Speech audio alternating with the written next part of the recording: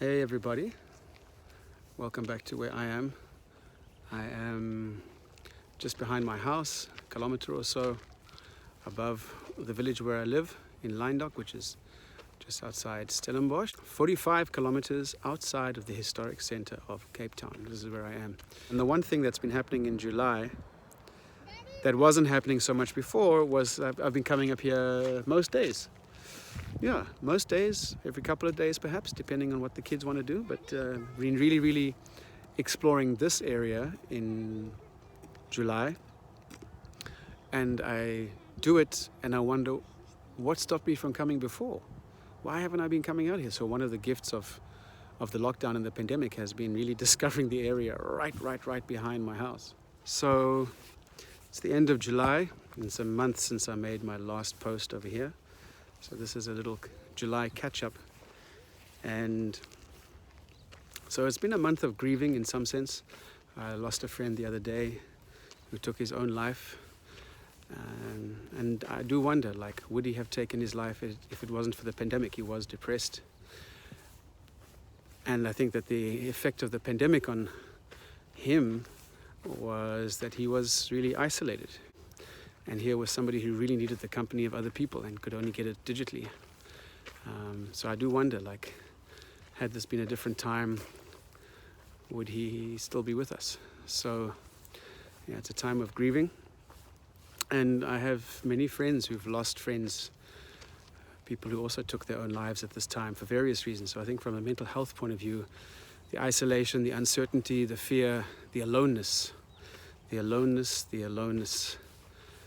is too much to bear in some cases. So yeah, that's been on my mind a lot as I process death, metaphorical and real, the death of many different things, ways of doing things, relationships, businesses. And at the same time, of course, it's also a time of renewal and many new opportunities. So I have been quite fortunate, although July has been quite a stressful month financially because, the work that I had has ended, the money's been spent. What's next? It's not a time to be looking for a job. There's no jobs available. But I have been creating opportunities and I have been fortunate to be given opportunities. So in July, what happened was that I got asked to be a partner in a non-profit organization that works in the space of education, and we've been doing some really interesting education work, creating solutions for curriculum relief as a result of the pandemic, but also just as a result of the disruption of the academic year for primary school learners. So we've been creating some really interesting learning solutions for those kids, especially from communities that don't have adequate access to devices and consistent internet.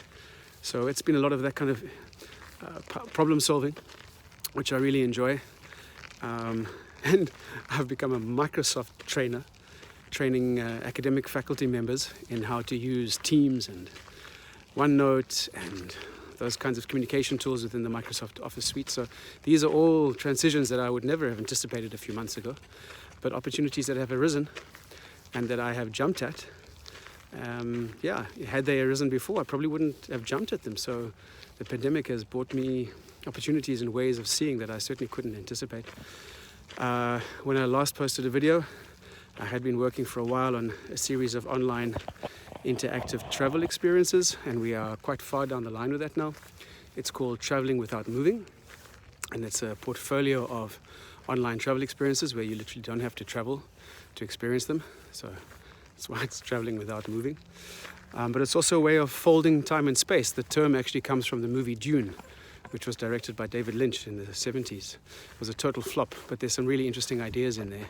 And so, in that movie, they talk about being able to travel in time and space without vehicles and through time by folding time, and they called it traveling without moving. And so, what we've developed is something that is a way of folding time.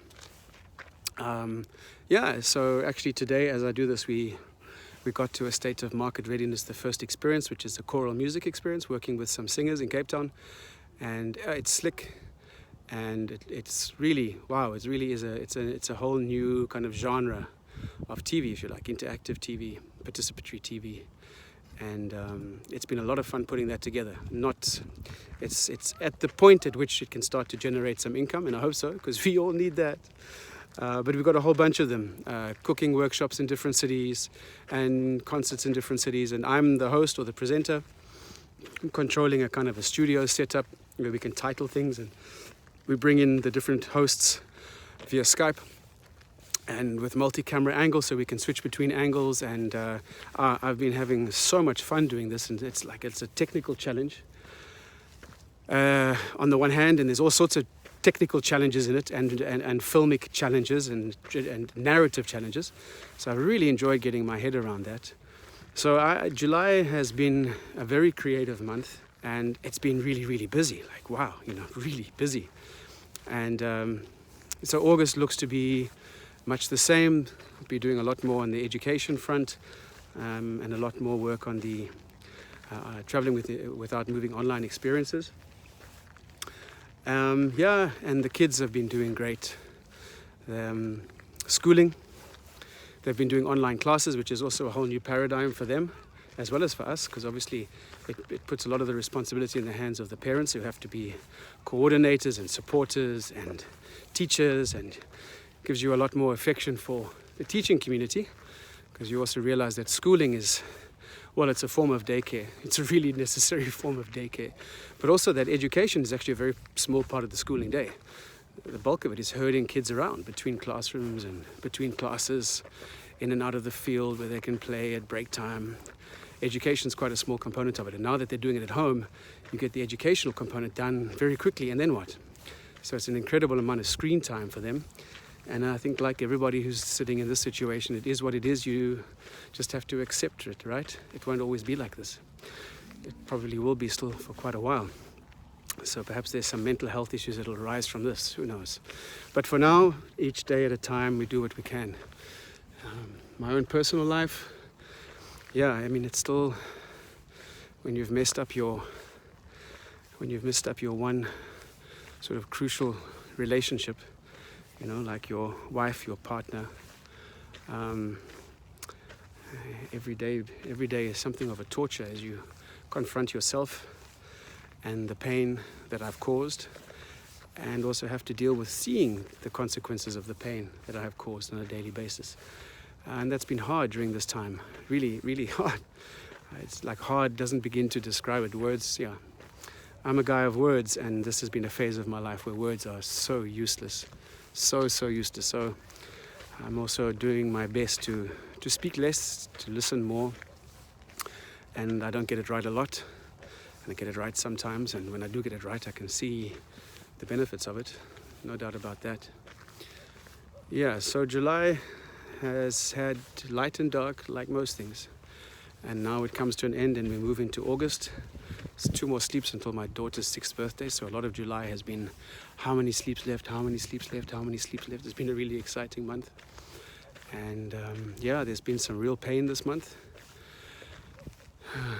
Grieving, and also just, pain relating to my own misogyny, my own flaws, my own selfishness that I'm facing every single day as I work to accept that those are a part of my identity, and work to ensure that they aren't the dominant parts. So I'm also finding elements of myself that I didn't really know were there, positive parts that I didn't really know were there, but that are there, and trying to uncover those and discover the breadth of who I am, rather than just the kind of shallow space in which I've operated for so long.